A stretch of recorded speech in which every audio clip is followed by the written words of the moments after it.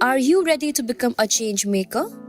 Our 48-week postgraduate program in public policy or the PGP may be just the thing for you. This hybrid program is designed to give you both the theoretical foundation and hands-on experience needed to excel in policy making. With a mix of expert-led webinars, in-person workshops, and policy simulation exercises, you'll gain real-world skills along with personalized mentorship. Through our policy programs, we connect good people to good ideas and good networks. Apply now at the link in the description to make an impact.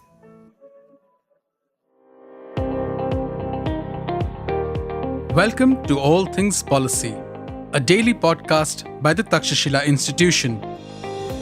We are a bunch of policy nerds based in Bengaluru, and we like bringing fresh perspectives to Indian affairs and Indian perspectives to global affairs.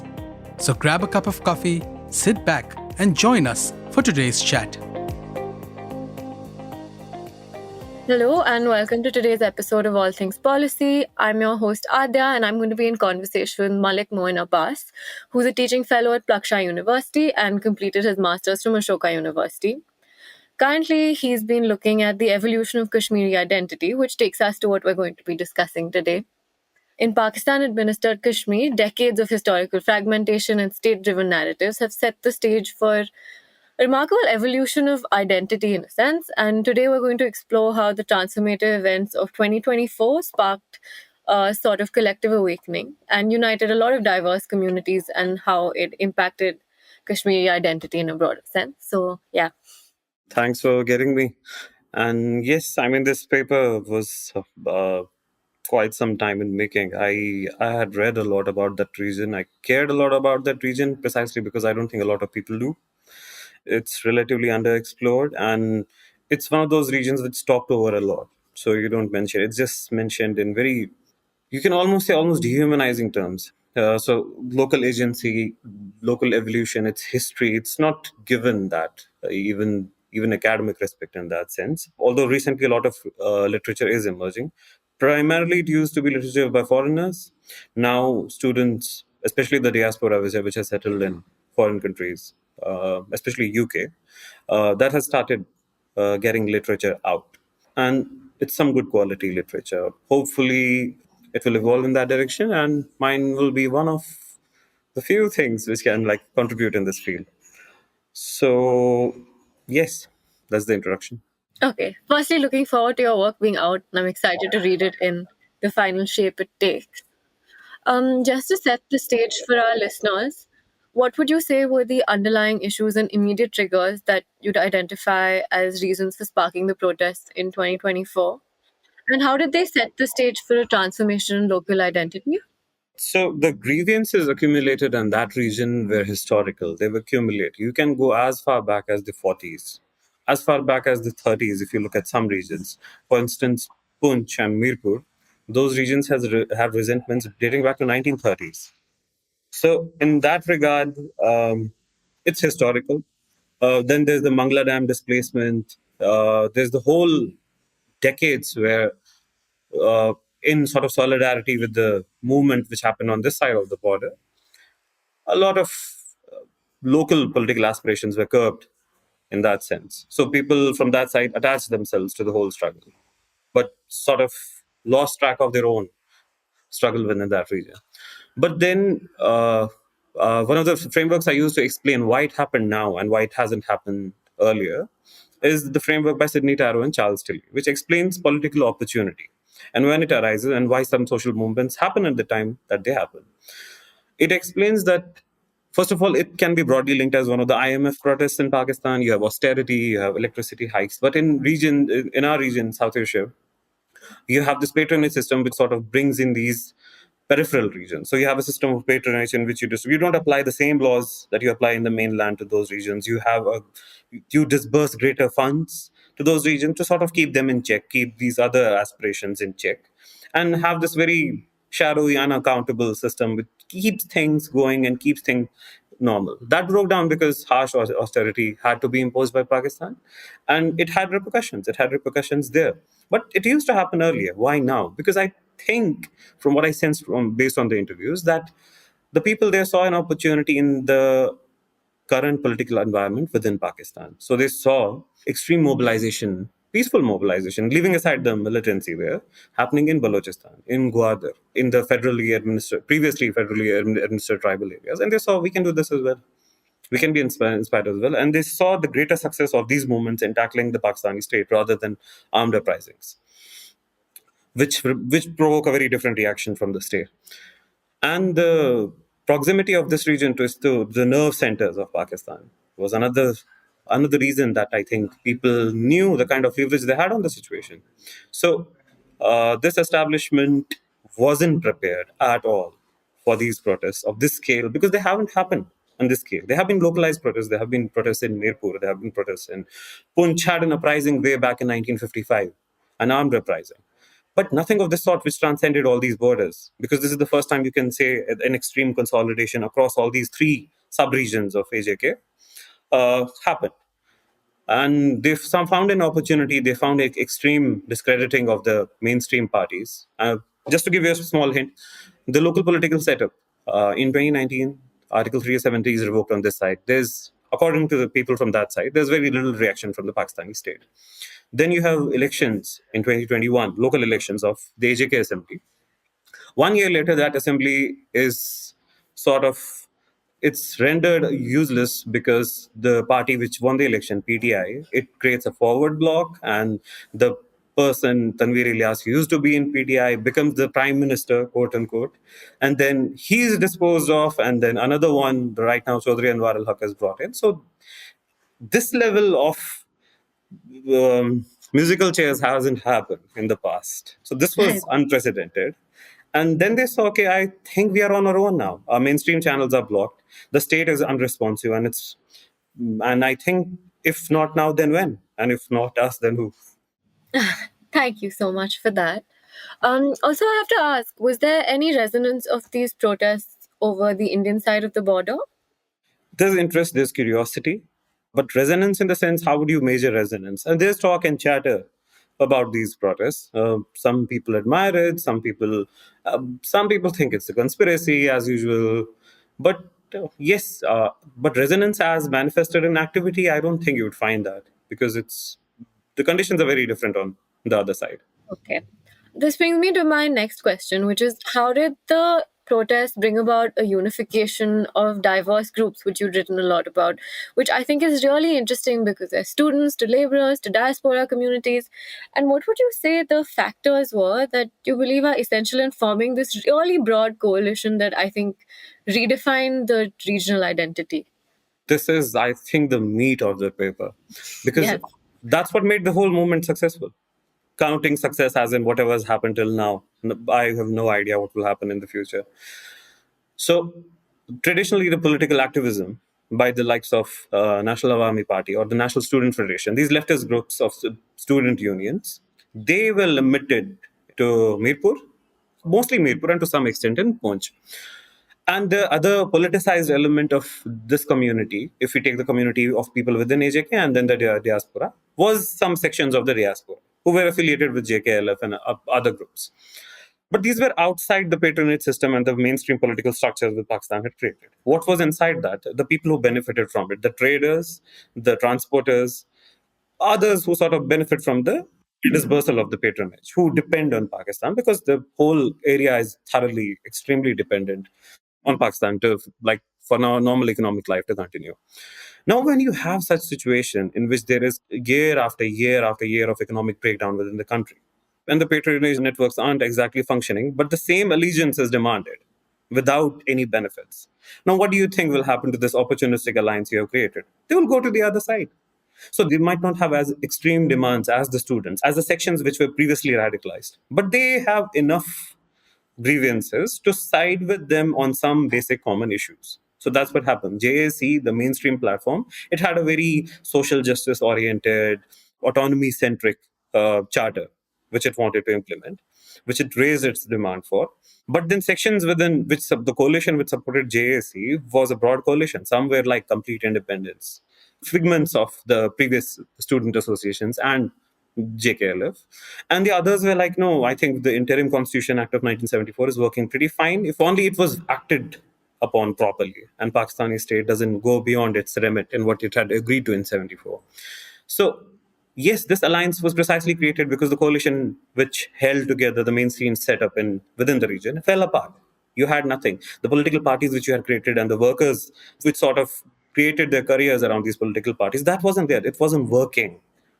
So it moved to the other side, and then you had discrediting of your mainstream political setup. You had sessions of the Legislative Assembly which were nobody looked at them, nobody attended their conventions. So in that sense, it was people not looking at them. It foretold this big shift, which I think has happened for the first time in decades. So, okay, that is really interesting. I think today's world is becoming increasingly digital, and a lot of communications are being shifted online more and more than they would have been in the last couple of decades. In this sort of digital era, how have online platforms and the strategic use of symbols online contributed to shaping collective identity and mobilizing community action in the region? I think it was central to the success. First of all, what was central was the coming together of this coalition which backed JSE. The second was the means of communication, because previously you just had to throttle a few newspapers, throttle the internet connectivity, and that was it. There is the actual connectivity between the regions is very poor. You have to, in order to reach some areas within AJK, you have to go through Pakistan, mainland Pakistan. So that is a big problem, and mobilization doesn't happen like that.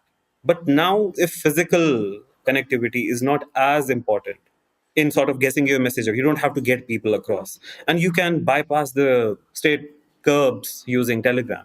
You can create these symbols of attaching ribbons on government offices, and someone attaches a symbol on government office in Muzaffarabad, and someone does that in Mirpur, and someone does that in Kotli. You have created a movement with nothing by just posting it online. And TikTok is still very used. Most of the speeches get viral or using TikTok. And again, it's throttled, but it doesn't work.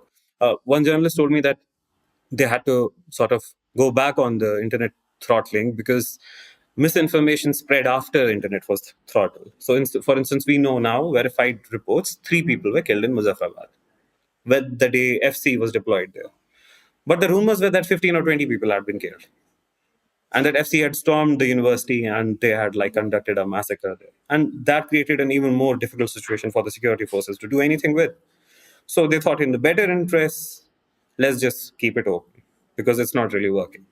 So I think they might catch up. They might catch up. They might learn from this and catch up. But I think for now, digital connectivity has played a central role. And it has played an even important role in bypassing the traditional media outlets as a linkage between the diaspora and the local communities. So you have images and reels and speeches of these local protesters being broadcasted in Manchester, in London, outside the Pakistani consulate. Now, that wasn't possible earlier. I mean, I've heard the story of the Daily Jung, which is the largest newspaper in Pakistan. It's also, I don't know about its current status, but it was published in UK for the diaspora communities there. There was a print version available there as well. And whenever the diaspora community sections of that wanted to mobilize around the national identity, the Kashmiri national identity campaign, and wanted to get out an advertisement, they took the money and then rescinded the advertisement. So you're not dependent on those channels anymore. So, just to go back, I just want to understand, how is Kashmiri national identity framed earlier, and after things like 2024, how is it rephrased? How is it reframed to reflect what the actual identity of people was? It was earlier, it was at least for the broader Pakistani state, I would say that the broader struggle, the broader dispute was the central factor in how they conceived that this identity be shaped. So you were only a Kashmiri when the other side was concerned, when the broader struggle was concerned, or when any international platform was concerned. But when you wanted this internal negotiation about your own rights, about your own autonomy, political structures, economic privileges, when you wanted that conversation to happen, then you were something else. Then you were sub-identities. Then you were clans and biradris. So I think that has broken, because now for instance, the commission which deals with disbursement of federal funds to provinces, National Finance Commission, it gives these awards annually in which a big chunk of the federal revenue is given to the provinces. Now, all the provinces within Pakistan negotiate as provinces that we are Sindhis, Balochs, Punjabis. But that doesn't happen, first of all, because there's no national inclusion of AJK and Gilgit-Baltistan within the federal structure, but because there is no shared identity. You negotiate for your own community. The setup, the arrangement is very different. Now, if you're asking for electricity prices to be reduced, or if you're asking for wheat prices to be reduced for the whole region, now you're negotiating as something else. You're negotiating as one unified group. Same is the case with if you're asking for the scheduling of the Kashmir Bank, which receives remittances from abroad. You're asking in very different terms than you were asking earlier. So I think the shift from, okay, this identity is only relevant when the broader dispute is concerned, I think that's also there. It's not gone anywhere. But now we also have this identity will be used internally to negotiate with the state. Okay, thank you for that. Coming back to the protests themselves, my understanding is that there was sort of a mixed response from the state and the authorities, and it involved like both suppressions on one hand as well as tactical concessions. How would you say this dual approach influenced the momentum of the movement and reflected this struggle between grassroots activism on one hand and state power on the other? I think it reflected the boundaries which the state understood were there, to what extent they can repress it. And something which they can do in, let's say, the interior regions of Balochistan is not something they can do with Azad Kashmir. It's not something they can do in Muzaffarabad of all places. So I think the concessions, they wanted the situation to cool down. They wanted other avenues to be explored. And I mean, the whole country is going through poly crisis. So I don't think they were prepared for this. I don't think they wanted another front to be opened up here. It's a symptom of weakness of the state and all the crises that it's facing. But then if it works here, then why not anywhere else? So this model, then any other movement within the country can replicate it. Now, the state response might not be as sort of nuanced as it was here. It might be harsher.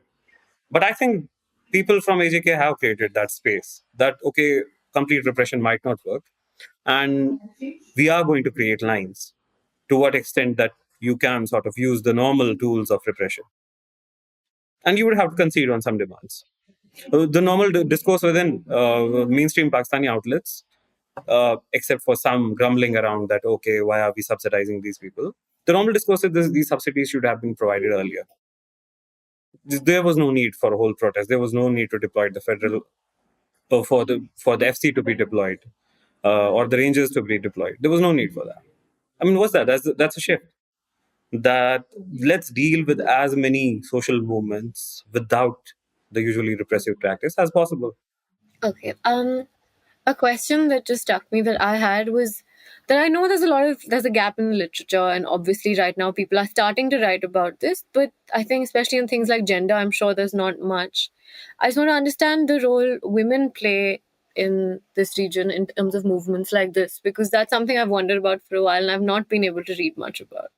I think you've not been able to read much about this because there was not much to read about. There's not much published at all. I think the literature review I have conducted is everything that's there. Because the literature is so scarce and there are so few studies conducted. Hopefully, I mean, I had a conversation with a few PhD students in UK, and this one researcher in Germany, all from the region. They're all Paharis, and they are doing some fantastic research on this. So I think in coming years you might see, first of all, great more detail, and then these differing elements of gender dimensions of this identity or gender dimension of this struggle. But so far as now, there's not much to go on. And I was not able to contact any female activists. I would be very honest. Because I don't know, I tried and all the contacts I had were of men. So, I mean, the whole thing is only getting now some attention at all. It's up to the people of that region. I think they are doing some good work in that regard. But so far, no, there's not. It's a travesty. Because this protest actually had I think revolutions and women have this important linkage. Russian Revolution of 1905 and then the one in 17. Both, or the Iranian Revolution 79 or the one before that, the Constitutional Revolution in the early 1900s. I think any movement succeeds or fails if the other half of the population succeeds. Men on their own have been nothing. So I think this, from the visuals, from the chatter, from the news reports, I could get that women had a far more greater participation in these protests than they were earlier. It's a conservative society. So you won't see much public discourse in that sense. You won't see much public participation. But I think that's changing, especially when the student unions are concerned. But beyond that, so far, any literature to go on, no, I have not been able to. Okay, that's disheartening to hear, but hopefully in the coming years we'll read more about it. In terms of what student unions themselves did, how were they fueling collective student identity towards the movement? How did that play out? Student unions have been active since the 70s in shaping these movements. But first of all, they're banned. They're not allowed. They don't exist on paper. They're just operating without official sanction. And secondly, the student unions which are present there and which are like really active are the ones like National Student Federation, this broad leftist group of students, which had ever since 70s self-determination is the central slogan. They have evolved in the sense that they are trying to merge themselves with the broader coalition. They might not be happy with many elements of the coalition. Many elements of this coalition, of this movement, are conservative, and they don't share the same ideals as these student movements.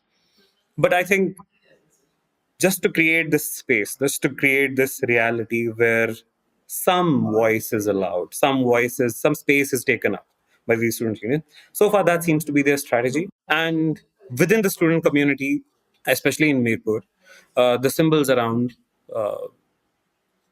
poetry, symbols like the ribbon campaign was entirely done by them. It wasn't by other elements of this coalition. But students have been central in sort of the whole symbology of the protest, except the whole symbology of the protest is done by students. The sloganeering, the poetry in Pahadi, it's all students. So money and finances might be diaspora and the traders and the transporters and the wheel jam strikes. But the narratives, the literature, the poetry, the symbology, the graphics, and the amplification abroad, it's all students. So I think how this message is conveyed to everyone else is up to them. And they have done a pretty good job of it. That's actually really interesting to hear because, especially in recent times, I feel like across the world, students have been playing less of a role than they used to a couple of decades ago. And I think it's reassuring to see that young people still take the initiative upon themselves. Um, do you think there's any parallels between what's unfolding in Pakistan administered Kashmir and other global movements that look at identity and self determination?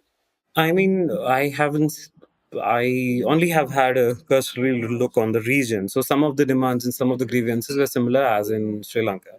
The whole elites have squandered our resources and let's take over the I don't know means of governance if we call it. So I think it had some resonance there. Even there, you can see the discrediting of the traditional party structures and this new political force suddenly emerging in the recent elections. Same is the case with Bangladesh. The students have just formed a party there, and so in that sense, circumventing the traditional structures, getting frustrated with the lack of political and economic authority, that is a theme which is common within the region. Now, abroad, I have no idea. I haven't given it that look. But I think austerity, misgovernance, especially the weakening of the state after the pandemic, in which a lot of resources were taken up, I think has created these conditions where you will see similar demands and similar slogans and similar protests. And sort of these protests, these movements which are not affiliated with any political party, but political parties sort of want to affiliate themselves with these protest movements. So, yeah, that's some similarity you will find in within the region. Okay, thank you. Because I was also thinking of how a lot of these demands were part of a larger sentiment around the world today, and I thought it's an interesting thing I was thinking about. Finally, before we close, I have to ask, what lasting impact do you foresee these events having on the evolution of identity and the quest for self-determination in the region? Because I think a lot of the time things happen, but then we question whether this is going to have an impact years down the line, or if it's something that, took place in the heat of the moment, but is going to fade out in the next couple of years. I mean, as Chu and Lai told about the student uprising in France, it's too early to tell. Using the theoretical frameworks, I can only see that, yeah, it's all there. The factors are all there. The impact, I think, reconfiguration in the current environment of these identities, especially these subnational contested identities, which aren't secured, which haven't been finalized in the interstate bargaining. I think there's a reason to evolve. Let's just say Sri Lanka. You have the Tamil regions and you have this setup, the mainstream setup, Tamil National Alliance. Now you want to have a settlement tomorrow. Would the alliance still be relevant, or would something have happened in the meantime? That you would have to negotiate with an entirely new set of actors, with new set of demands. Same with the case with. So traditionally the prism through which we look, okay, these are the parties, these are historically the demands, these are the 5 demands from which people have been like fighting for since the 70s. Is that still there? Or are we just recycling the old? Have the realities entirely shifted? I think they are shifting. I think Roger Ballard's work, for instance, on AJK, on Mirpur, I think a big chunk of it is irrelevant now. Because the way he framed it, that was relevant for 1991. That was relevant for early 2000. It's not relevant now, at least from what I can see. I might not have the complete picture. So these frameworks through which we view all these contested identities, subnational identities, evolving identities, are they still useful, or has something happened in between? I think something has happened in between. I think you will see sort of that taking hold in other regions. Maybe the traditional autonomy versus unionist debates everywhere in these massive multinational states. They will have to look at the whole thing differently now, because these identities evolve. They don't remain static. Thank you so much. And I think that would give our listeners a lot of food for thought on subnational identities almost everywhere around the world, because I do believe that there are waves that can change them. And we're at a time when we seem to be at a critical juncture in many places, in many ways. Thank you so much for your time. That was a really, really interesting discussion. Thanks a lot. Thank you for having me. If you liked our show, dive into Takshashila's research on technology, strategy, and economic affairs. Check us out at our Twitter handle @TakshashilaINST or our website takshashila.org.in.